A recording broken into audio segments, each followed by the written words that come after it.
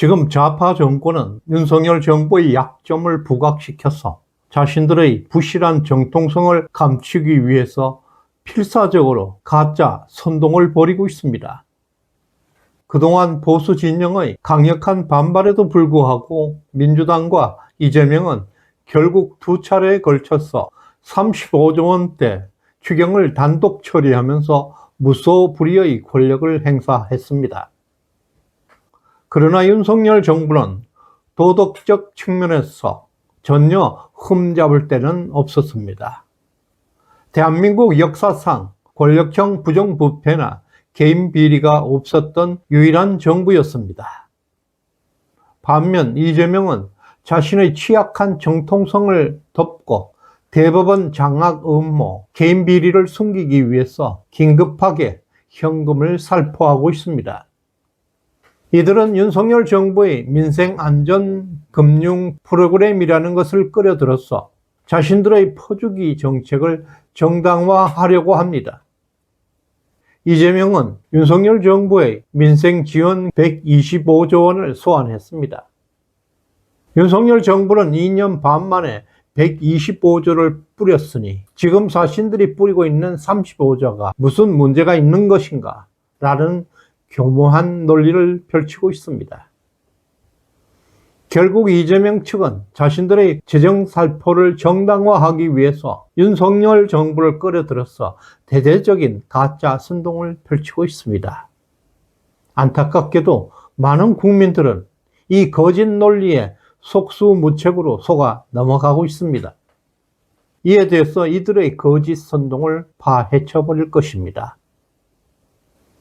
문재인 정권 5년 기간에 국가 재정 파괴 전모를 살펴보면 윤석열 정부가 긴급하게 투입할 수밖에 없었던 125조의 재정 지원 진실을 이해할 수 있을 것입니다.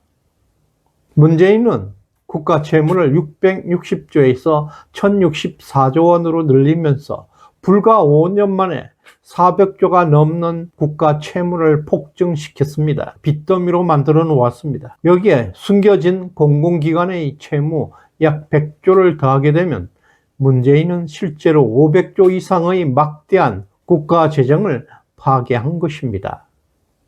이러한 막대한 채무 증가의 원인은 대부분 공짜 퍼주기, 포퓰리즘 정책 때문이었습니다.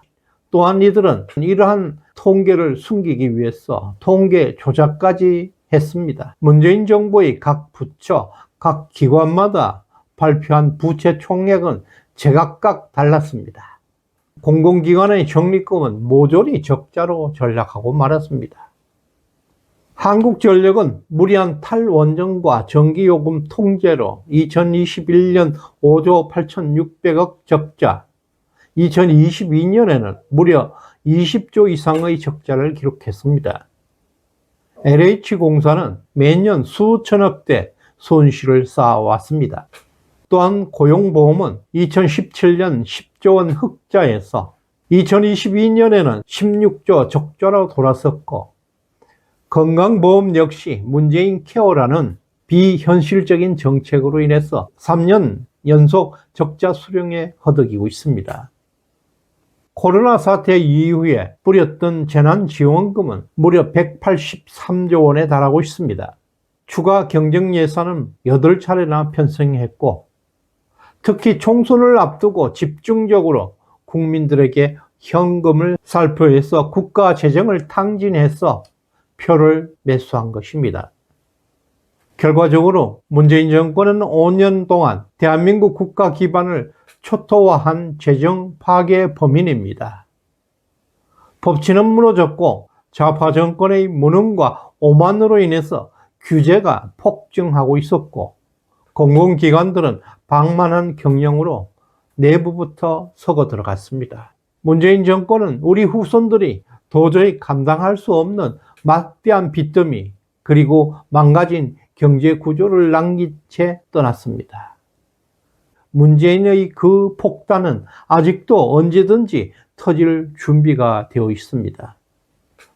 지금 좌파들은 윤석열 정부가 민생 안전에 투입했던 자금이 무려 125조 원이라고 주장하면서 마치 그것이 현금을 뿌린 것처럼 가짜 선동을 하고 있습니다. 그러나 그 125조의 진실은 문재인 정권이 남긴 경제 파탄의 후유증을 긴급하게 수습하기 위해서 불가피하게 투입한 응급수술 비용이었습니다. 물론 보수 우파의 관점에서 이런 규모 공적자금 투입 자체는 원칙적으로 동의하기 어렵습니다. 그러나 그 내막을 자세히 살펴보면 문재인 이재명의 공짜 돈 뿌리기 포퓰리즘과는 질적으로 다릅니다. 예를 들어서 문재인 정권은 2020년 코로나 핑계로 소상공인과 개인기업의 원리금 상환을 2년 이상 연기했습니다. 그 규모는 무려 350조 원이 넘었습니다. 이로 인해서 윤석열 정부 초기부터 파산 직전에 내몰려 있는 자영업자들 그리고 고금리 대출에 짓눌려 있던 서민 폭발적으로 증가하고 있었습니다. 결국 문재인 정권이 마구잡이로 유예시켜 놓았던 대출금은 2년 넘게 누적되어서 집단적인 부실채무로 심각했습니다. 이러한 총체적 부실을 해결하기 위해서 윤석열 정부는 채무 조정, 금리 전환, 안심 전환 대출, 최저 신용 보증 확대 등의 긴급한 재정 투입 방안을 선택할 수밖에 없었던 것입니다. 문재인 정권의 무차별적인 현금 살포와 국가 재정 파괴로 인해서 총체적 파산 위기는 고스란히 윤석열 정부가 떠안게 되어 있었습니다. 아무리 민간 부문이라 하더라도 집단적 부도 사태가 발생하게 되면 국가 경제 전체가 심각한 위기를 겪을 수가 있습니다. 윤석열 정부의 재정 투입은 문재인과 이재명의 포퓰리즘 퍼주기와는 전혀 다른 차원의 대응책이었습니다. 윤석열 정부는 전 국민에게 무차별적으로 돈을 뿌리는 보편적 지원금은 전혀 실시하지 않았습니다. 그리고 공공 일자리를 인위적으로 만들어서 예산을 낭비하지도 않았습니다. 뿐만 아니라 지역화폐, 소비 쿠폰 같은 비효율적인 정책에도 돈을 투입하지 않았습니다. 좌파들의 무책임한 현금 퍼주기와는 철학적으로 분명한 차이가 있습니다. 오직 문재인이가 쌓아놓았던 막대한 빚더미, 그로 인해서 집단 부도 사태를 막기 위한 긴급한 수습책이었습니다. 예를 들어서 민생 안정자금 125조 원 중에서 30조는 부실 채권 매입, 채무 조정에 투입되어서 자영업자들을 회생시킨 것이고, 이들은 문재인 정권이 2년 넘게 원리금 상환을 유예시킨 결과 발생했던 부실 채무였습니다. 또한 소상공인 지원에 투입되었던 42조 역시 파산 직전까지 몰린 소상공인들의 사업 정상화를 위한 긴급 자금이었습니다.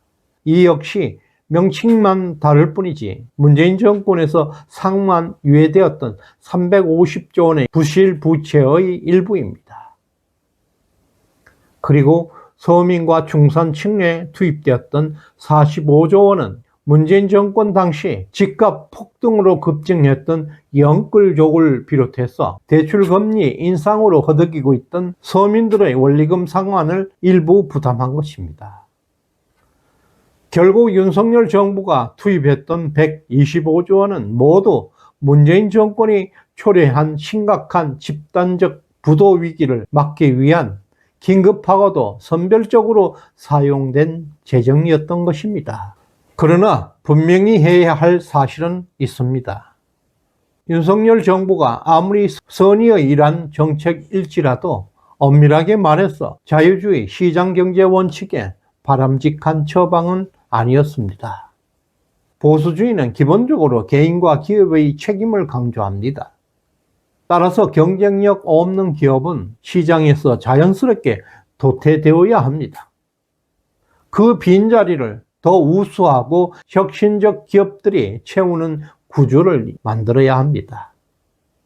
시장의 냉정한 도태 과정이 바로 혁신을 낳는 원동력입니다. 실패가 허용되는 사회에서만 창조적 성장이 가능합니다. 끊임없이 실패가 나오고 끊임없이 도전이 일어나야 합니다. 실패와 도전이 반복되는 것이 창조이고 그것이 자유주의 시장경제의 원칙입니다. 윤석열 정부가 택한 정책은 현실적으로는 불가피했던 선택이었습니다. 결국 이것은 대한민국 자유주의 시장 가치가 얼마나 위기에 처해 있는지 보여주는 슬픈 단면입니다. 문재인은 국가 시스템을 사실상 파산 위기로 몰아넣었습니다. 그럼에도 불구하고 윤석열 정부가 탄생한 것은 기적에 가까운 일이었습니다. 윤석열 정부는 문재인이가 만들어 놓은 썩고 골본 부위를 긴급하게 수술하고 잠시나마 이 나라의 수명을 연장시켰습니다. 그러나 탄핵이라는 비극적 운명을 맞고 말았습니다. 지금 이 나라 문재인보다 더 위험하고 교활한 자가 나타났습니다. 지금 이 시대 대한민국 역사상 가장 심각한 위기입니다. 모든 것은 정신에서 출발합니다. 정신이 물질 세계를 움직이고 있습니다. 그런데 지금 좌파는 대한민국의 정신을 철저하게 파괴하고 있습니다. 그들에게는 모든 것이 공짜이고 무상입니다. 모든 것을 거짓된 환상을 심어서 국민을 기만하고 있습니다. 공짜가 많아질수록 생산 기반은 철저하게 파괴되는 것입니다. 국가가 무작정 퍼주면 퍼줄수록 생산은 줄어들게 되고 물가만 폭등하게 됩니다. 문재인 정권이 우리에게 뼈저리게 알려준 교훈입니다. 모든 것이 공짜인데 도대체 누가 일을 하겠습니까? 지금 대한민국은 집도 무상으로 주고 병원비도 국가가 대신 내줍니다. 기본소득으로 놀고 먹는 사람들이 너무나 많아지고 있습니다. 좌파는 경쟁을 죄악으로 생각합니다. 경쟁을 착취라고 주장하기도 합니다. 이제 대한민국 청년들은 경쟁이 두려워서 도전조차 시도하지 못하고 있습니다. 그 경쟁이라는 자리에 상생이라는 단어가 아름답게 포장되어 있습니다. 지금 이 시대 도전하지 않는 사회, 혁신이 일어나지 않는 사회를 만들어가고 있습니다. 이런 상황에서 이재명의 집권 5년을 과연 대한민국이 버틸 수 있을지 매우 걱정스럽습니다. 이재명을 하루빨리 끌어내고 대한민국을 활력 있는 나라로 만들어야 합니다. 시청해 주셔서 감사드립니다. 구독, 좋아요 꾹 눌러주시길 바랍니다. 고맙습니다.